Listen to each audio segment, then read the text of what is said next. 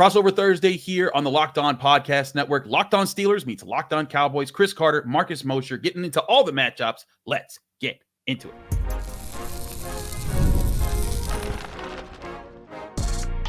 You are Locked On Steelers, your daily Pittsburgh Steelers podcast, part of the Locked On Podcast Network, your team every day.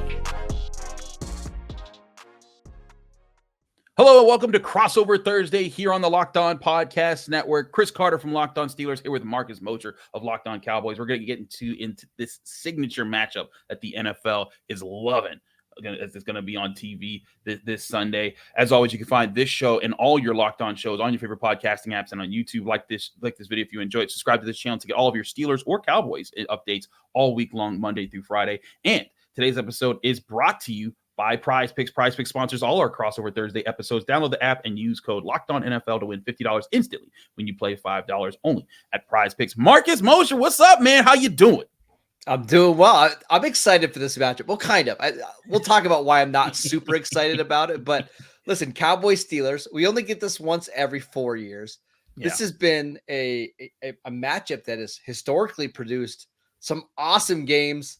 And it also doesn't help that I live in Steelers country. So a little bit extra juice, at least for me, going into this game.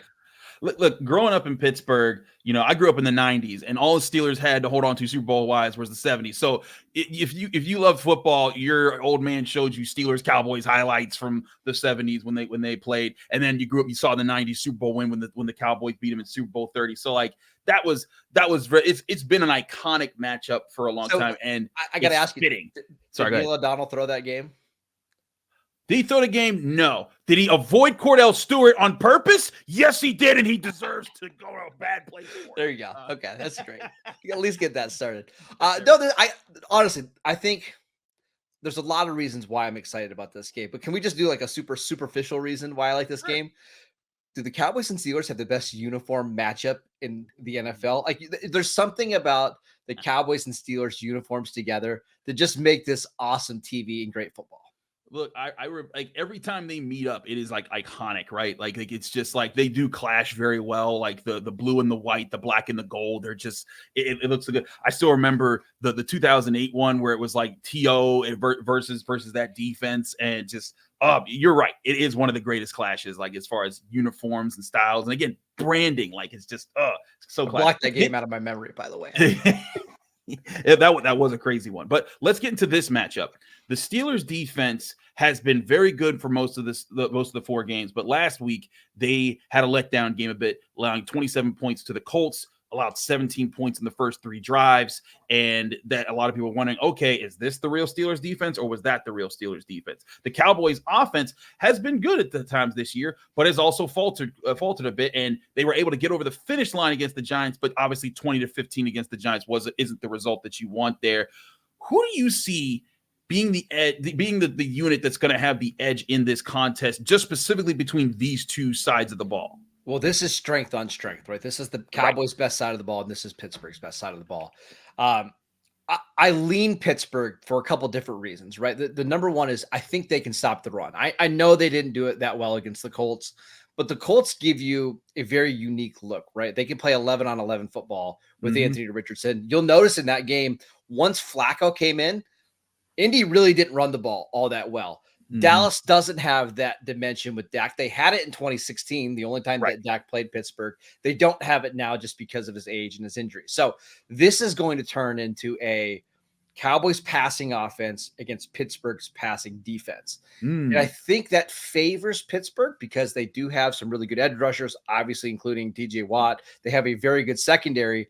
But Chris, the thing I'm curious is CeeDee Lamb. The Cowboys offense is based all around CeeDee Lamb and what he can do. Does Joey Porter Jr. travel with CeeDee Lamb into the slot where he doesn't have a lot of experience, or does Pittsburgh use more zone coverage to try to slow down CeeDee Lamb? I think zone is actually worse because Dak is so good at picking apart zones, but you might not have an option here. That's where I'm at, Marcus, as I think that if they go to zone, and I think that actually could be a problem. Now, against the Colts, they deployed a zone defense, and their 2 touchdowns they gave up came from miscommunications in the zone defense, where guys were just going in the wrong directions and like, hey, got to clean that up. But I don't think Joey Porter travels. I also think Joey Porter Jr. hasn't had the best start to the season. He was okay for the first few games, but he had an objectively bad game last Sunday. And that is going to be something that hangs over. Now, Joey Porter, I think he's been a very mature player, and I think that he's a guy that can refocus, get things done. And he's gone up against big-name receivers before, but CeeDee Lamb and Dak Prescott is a unique kind of combination. And like you said, the Cowboys aren't just going to line him up in one spot and just say, hey, go win the matchup. They're going to move him everywhere, and that's where I think it's going to come down to a big matchup in this game is going to be how do the Steelers communicate about where he is, keeping the defense together while also making sure, like, hey, if he is in the slot, that means Deshaun Elliott, you're probably bumping him at the line, you're with him, and then Minkah, that is where you are at. You are over top of him and can't let him get behind you. The other thing I wanted to mention is the others for the Cowboys, right? CeeDee Lamb's going to get his targets, but can the other weapons make plays?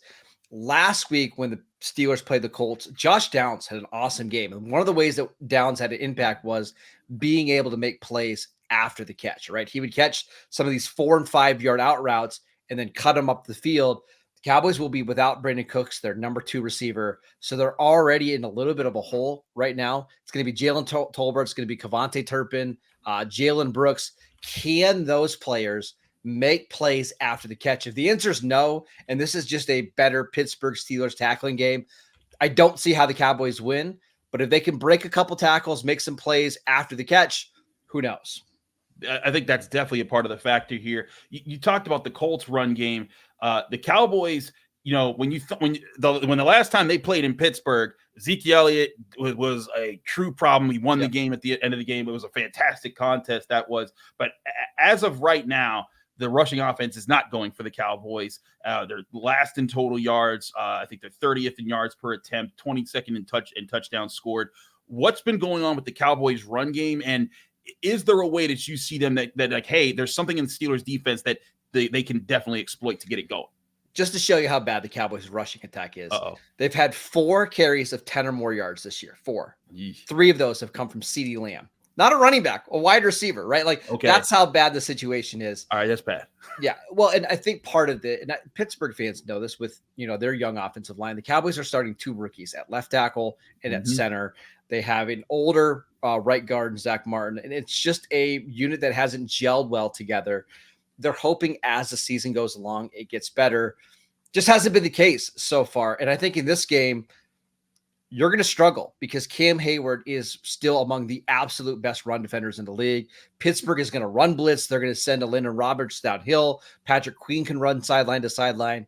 I think the strategy here for Dallas is only run the ball on 3rd and short, 4th and short when you need to get a yard. Because if you're running on 1st and 2nd down against this defense, you're wasting plays, and you can't afford to waste plays against Pittsburgh's defense.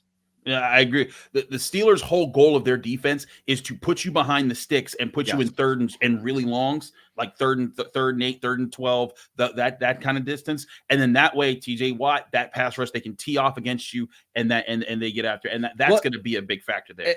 And just historically, teams that have had success against like Mike Tomlin's defense are teams that are willing to throw the ball, usually like out of empty, right? Like out of shotgun, spreading the field and hitting the middle passes, the 6-7 yard passes on 1st and 2nd down, just to avoid Pittsburgh getting you in these 2nd and long and 3rd and longs. And also, I think you're finding the matchups that work with it. Like one thing that really frustrates the Steelers in my eyes is when you come out and it's 11 personnel, but now that running back is out wide, right? And so now the Steelers have to answer the question: do you run Patrick Queen out to the sideline, or do you go zone? And now that gets you your matchup where your 3rd wide receiver's on a linebacker, and you like that a lot more than per se like him versus Joey Porter Jr. or someone else. So that's definitely going to be a part of the chess match of how these 2 units go at it. We will talk more about that soon, but we also got to talk about the other side of things, and that's the Steelers offense versus the Cowboys defense.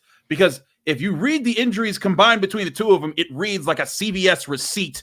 We'll talk about how both of them are managing that next here on Crossover Thursday here on the Locked On Podcast Network. Chris Carter, Marcus Mosher, stick with us. We'll be right back.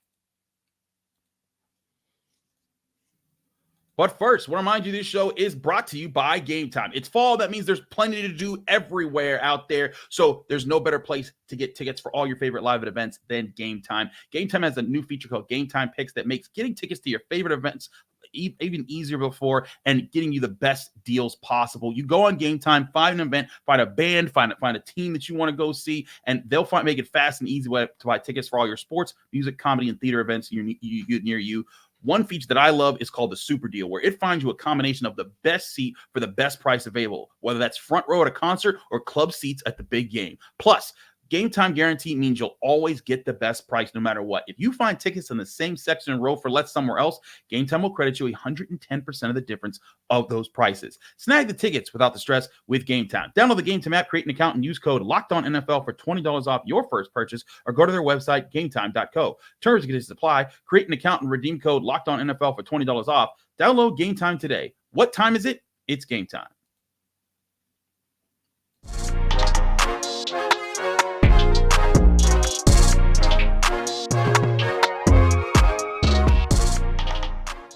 We're back here on Crossover Thursday here on the Locked On Podcast Network. Chris Carter of Locked On Steelers, Marcus Mosher of Locked On Cowboys. Marcus, I could complain about the Steelers' injuries all day, but I feel like it would be kind of falling on deaf ears over in Dallas because, man, the Cowboys are going through it. Not just the star players, but the guys around who are supposed to help this defense get through that are also hurt. Run us through how serious it is in Dallas, please. Let's start on the defensive line. So obviously Micah Parsons is not going to play in this game. It's the first game that he's ever missed due to injury in high school, crazy. College, or NFL. Their entire defense is built around Micah Parsons. So not having him is a death sentence. They just don't have anybody that can replace him. Steeler fans, I would compare this to what the Pittsburgh Steelers defense looks like without TJ Watt. Look at the record for the Steelers without TJ Watt. It's abysmal. Now, we don't know what it's going to be like for the Cowboys without Micah Parsons, but unfortunately, I got to believe it's going to be somewhat similar, but he's not the only injury. DeMarcus Lawrence, their other starting defensive end, he is out with a midfoot sprain. He's their best run defender, not going to play in this one. His backup, Sam Williams, out for the season with a torn ACL. Jeez. They are playing a 295-pound defensive tackle at defensive end this week, probably going to be lining up against Dan Moore.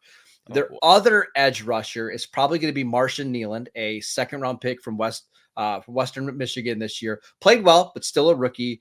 His backup will be a guy that they signed off the Bengals practice squad on Monday. He's expected to get starter-level snaps this week. It's rough, but that's not it. In their secondary, there's more. There's more.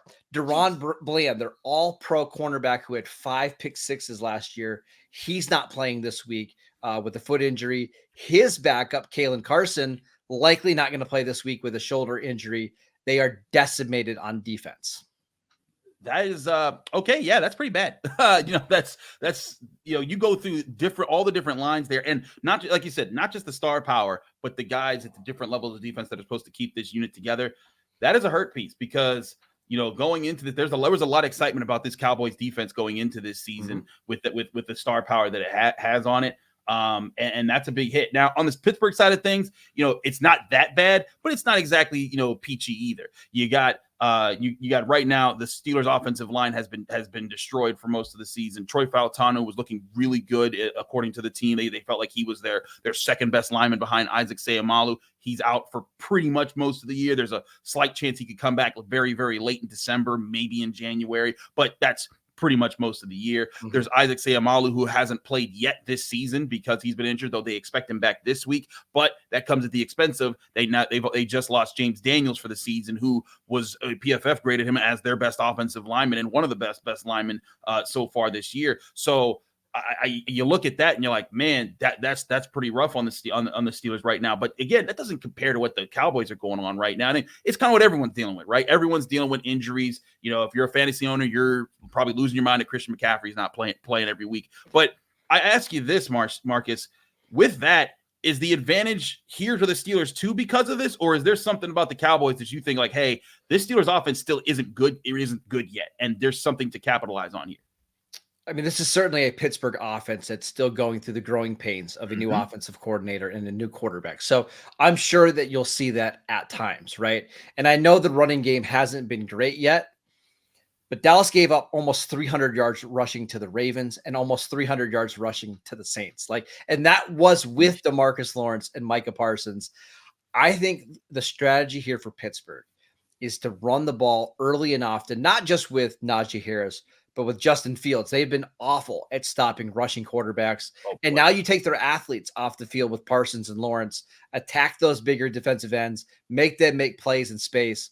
I'm really concerned that the Steelers are going to be able to put together 7, 8, 9-minute drives. And this game is probably going to come down to whether the Steelers score touchdowns in the red zone or kick field goals. I just have my doubts that Dallas is going to be able to get off the field because they haven't been able to do it with Parsons and Lawrence anyways. And so that's very mumuch kind of the script the Steelers want to be at, right? Like right now, even with the loss last week, the Steelers are second in time of possession because they control the football. They average about 33 minutes and 13 seconds a game. Dallas ranks 29th right now at 27-03. But my thing is this, Marcus, that's what we were saying last week, because guess who ranks dead last in time of possession? The Colts. And that didn't really make much of a difference there. If you're the Cowboys, one thing I think the Steelers have struggled with in getting their run game going is like the run blitzing. They have not been able to counter it properly because for what I think, one, the young offensive line, you're going to have rookie Zach Frazier at center, rookie second-year rookie guard Mason McCormick, second-year offensive tackle Broderick Jones. I think it's going to be Mason just based off of how I've seen things play out. Spencer Anderson will be like the first backup at guard. So you got three real young dudes right there, Sayamalu and Dan Moore on the left side there.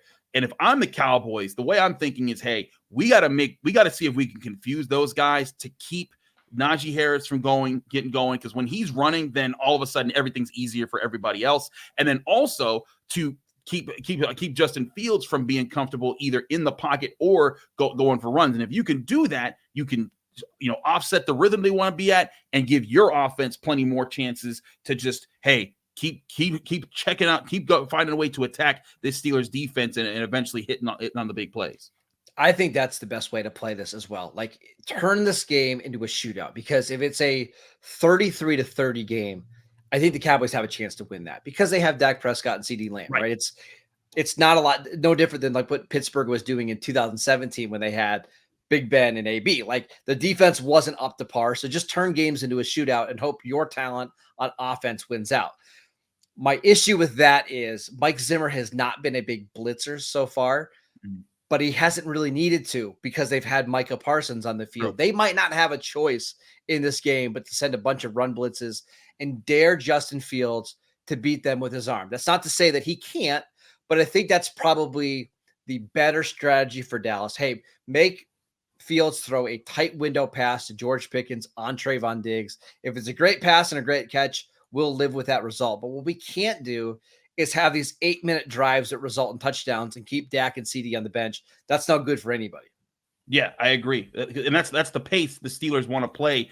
They've been able to have longer drives. Like the Chargers, when they were going up against a team that's had a really good defense to start off the season, they were able to get some of those longer drives later in the games. Even if they don't hit them early, I think it's important for the Cowboys to do kind of what the Colts did, put the Steelers behind so that it's not about their run game late. And Justin Fields was able to get some scores last week in successive drives, but that's what you want to force the Steelers to do. If they're running the ball and feeling confident late, you're putting yourself behind the 8 ball. But if you're forcing Justin Fields to beat you late, I like those chances a lot better than the alternative there.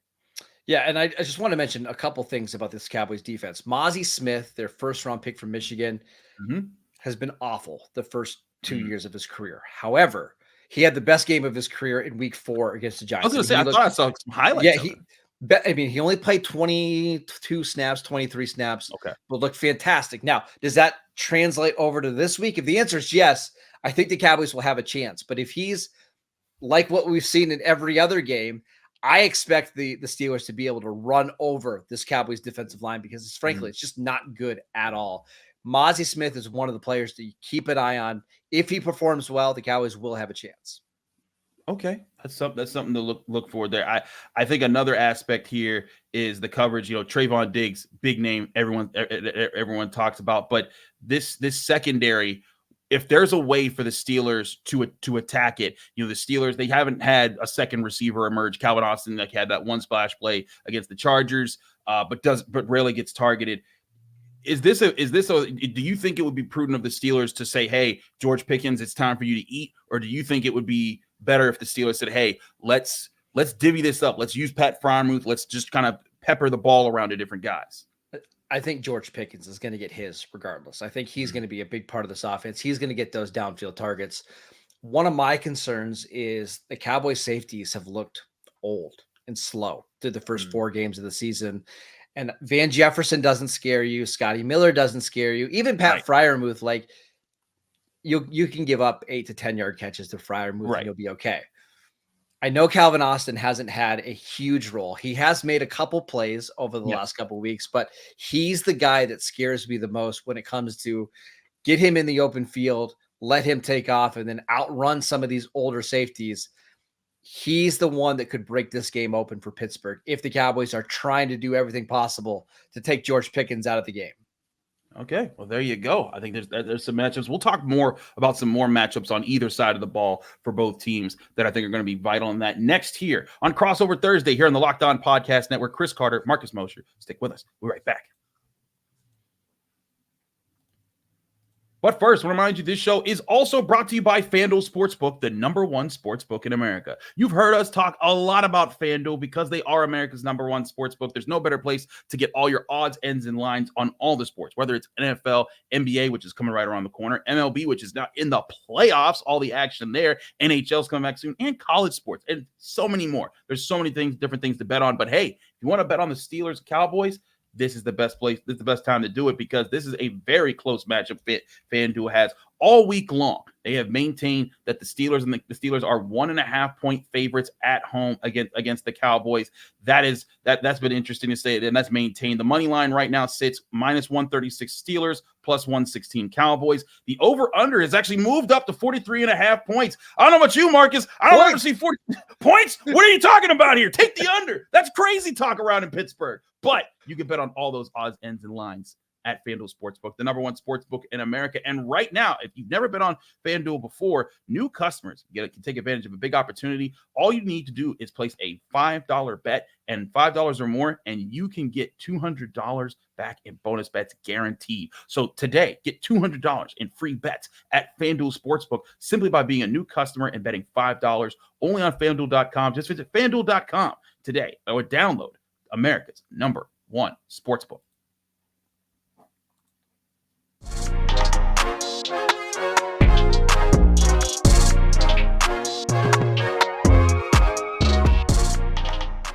We're back here on Crossover Thursday here on the Locked On Podcast Network. Chris Carter of Locked On Steelers, Marcus Mosher of Locked On Cowboys. All right, Marcus, let's talk about some matchups. And I want to toss this matchup to you to talk about how do the Cowboys plan to stymie TJ Watt. He was averaging a sack a game until the Colts game. And I know some Steelers fans will complain about holding calls. But he didn't get a sack, and the Colts had a plan. Is there something in that plan from what you saw in the game that the Cowboys can replicate to slow down TJ Watt and protect Dak Prescott? It's got to be a team effort, right? Because Terrence Steele, the Cowboys' right tackle, isn't going to be able to do it by himself. If they leave Steele one-on-one with an island against Watt, they're going to lose that matchup. So what I expect the Cowboys to do is to line up tight ends, fullbacks, even some wide receivers in tight splits just to push TJ Watt out further. We saw last week against the Colts, I mean, so on some of these formations, it's almost like TJ Watt's lining up as a slot corner. That's how far he's pushed out because of the formation. So I do expect the Cowboys to do that quite a bit. The other thing is it's Dak, right? We saw last week with Joe Flacco, he got rid of the ball quickly. And that makes it where it's just a little bit harder for TJ Watt to get around the edge.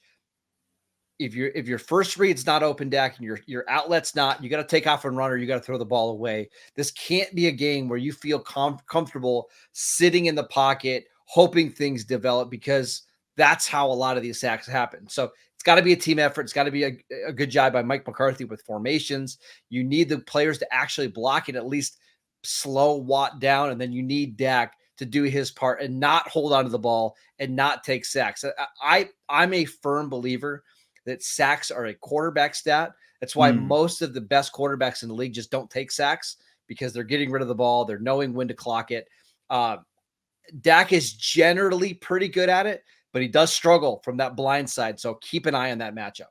That's certainly a big matchup here. Another matchup I want to point to is less a physical one and more of a mental one, and it involves Dak Prescott. And the guy I'm matching him up with is Patrick Queen, because as we talked about in the opening segment, the middle of the Steelers defense is where I think the Colts were able to get a lot of wins in this game, but a lot of it came because of miscommunication errors in the Steelers secondary and line, primarily in the secondary. But after the game, like you look at again the first touchdown, Josh Downs goes in motion. Joey Porter Jr. doesn't run with him. He is wide open in the end zone. The second touchdown, I think it was I forget his name right now. Ogletree. He runs a slant over the middle. Beanie Bishop is the only Steelers defender who stays in man coverage while everyone's in zone, leaves his zone wide open, catches the ball, walks into the end zone. And Patrick Queen after the game was like, "Hey, that's on me. I have to be the guy. I was brought here to be the quarterback of this defense. I got to make sure everyone's on the right page." And that's where I think that if you're the Cowboys and you're Dak Prescott, and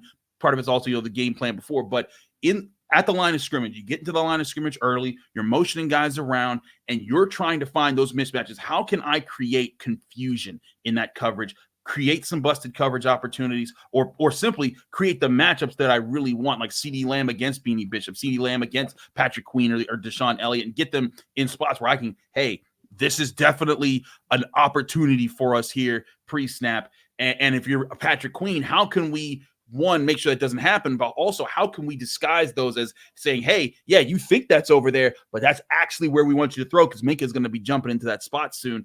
Marcus, I think this is some of the fun things that I do when I look at all 22. I want to see how is play structure working out. What was the plan here? Do I watch the game a third time and I'm like, okay, now I get it. How do you see this playing out in this kind of a chess match? Yeah, so the Cowboys just don't use as much pre-snap motion as Shane Steichen and the Colts do. They don't play action as much either, and that's a very RPO heavy offense over in Indianapolis. So they won't be doing that, but what they will be doing is trying to beat you by formation. So a lot of trips, bunch sets where it's really tight, and CeeDee Lamb's lined up behind like two big tight ends like Jake Ferguson and Luke Schoonmaker, where you can't see him until he's already off the line of scrimmage. Or certain formations where he's the outside receiver, but it's bunched so close that now he's got a lot of room to operate. That's how the Cowboys are going to try to beat you. It's not overly complex. It's pretty simple, but it's been pretty effective with Mike McCarthy, not only in Dallas, but in Green Bay as well. I think this is going to be a easier matchup for Pittsburgh. They're just not going to have to think as much. There's not going to be as much eye candy for Patrick Queen and Peyton Wilson and Landon Roberts to watch, but it's still going to be difficult to defend. I agree. I think. Listen, the Cowboys ain't no dummies. They're gonna have a plan to try to get out there. Give me one more matchup in this game that you're looking at in particular that you think could be one that you're circling when you're watching this. Let's go to special teams. Chris Boswell and Brandon Aubrey might be the two best kickers in the NFL right now. Brandon Aubrey's been unbelievable at kicking over 50 yards. He made a 60-yarder last week with room to spare. However, kicking in Pittsburgh on a Sunday night game is always a little bit different, right? Kicking into that open end of the stadium. I've got no doubts that Chris Boswell is probably going to nail a 50-yarder if Mike Tomlin decides to give him the opportunity to kick. That's been a little bit of an issue in the past, but who can make their long kicks? Because I do think this is going to be somewhat of a field position game. The Cowboys defense is going to need as much room as possible to operate, right? Like if they're giving the Steelers short fields, they're going to score in this one. So keep an eye on these kickers. Which coach trusts their kicker more? I know that's a nerdy answer, but Boswell and Aubrey are awesome. Watch those guys and appreciate them. No, that is a really cool point. I don't think I've ever in all my years of Locked On seen kickers be a matchup that we've talked about. That's a very unique position like that. I like that. I'm going to flip to the other side real quick, back to the Steelers. I'm bringing up the Steelers quarterback, Justin Fields. I think, this is a matchup not just with the Cowboys, but also with the Steelers themselves, because I think one of the problems the Steelers ran into last week and a little bit against the Chargers, they just didn't have to pay for it too much, is teams are obviously run blitzing at times, and Justin Fields isn't switching out of it. Now, is that on Justin Fields, or is that just a game plan and they're saying, hey, stick to it, just let's run this, and if they call the right blitz, they call the right blitz, but we want to stick to this pace here. I think, like you were talking about, especially with the players that you're mentioning in Lawrence and Parsons, the Cowboys are going to have to get a little bit more aggressive at times, and especially if you want to stop the run. And when that happens, the Steelers are going to have to make a decision. If the run game's going, great, awesome, then you don't have to do this. But if it's going early, the Steelers need a curveball or a change-up pitch of some sort for Justin Fields to at the line be like, all right, they're bringing that again. We have this is our counter. I haven't seen them do that a lot this year, and if they fall for, if that leads to them being a slow starter on offense again this week, and the Cowboys offense gets it, and this leads to a loss, that would be a major talking point. And then all of a sudden, that Russell Wilson conversation gets a little louder and louder and louder. And you wonder how much they want to change the plays at the line of scrimmage with, yet again, another week with the new offensive line combination, right? You mentioned this is Ciamalo's first game back from the pec injury. Zach Frazier, I mean, he started 4 games, but still a young player. This will be Mason McCormick's first start. You don't want to try to overcomplicate things for an offensive line that's still trying to gel together, but you might not have any choice if the Cowboys are giving you looks that just aren't very favorable. Keep an eye on that. It should be a good matchup to watch. Absolutely. Marcus, thank you so much for joining me here on Crossover Thursday. This is an awesome experience. Again, 2 big brand football teams, as Mike Tomlin called them in his Tuesday press conference, throwing down Sunday Night Football, Acrisure Stadium in Pittsburgh. Marcus, you out in Erie. So are you coming to Pittsburgh, or are you staying up north? There's nothing I would like to do less than go sit with 70,000 Steeler fans, and then fight through traffic after a loss. So absolutely not. I will not be doing that. Well, I'm glad I got to catch you here. Let people that can find you, follow you, and get more of your work.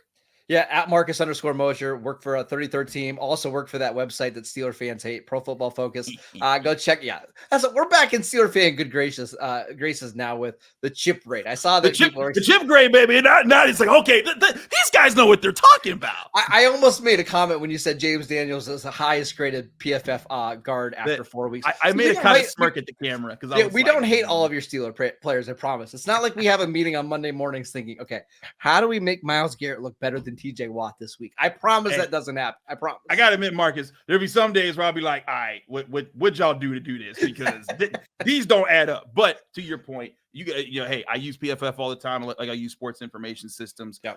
Lots of valuable information. Marcus, thank you for all the work that you do, and thank you for joining me here on Locked On Crossover Thursday. I'm Chris Carter of Locked On Steelers. You can follow me at Carter Critiques. You can read my work at the Pittsburgh Post-Gazette, post-gazette.com. You can find me here on the Locked On Podcast Network, just like you find Marcus on your favorite podcasting apps and on YouTube. Like this video if you enjoy it. Subscribe to this channel to get all of your Steelers or Cowboys news. We're both back Friday on our own channels, breaking down this game and all the matchups one more time.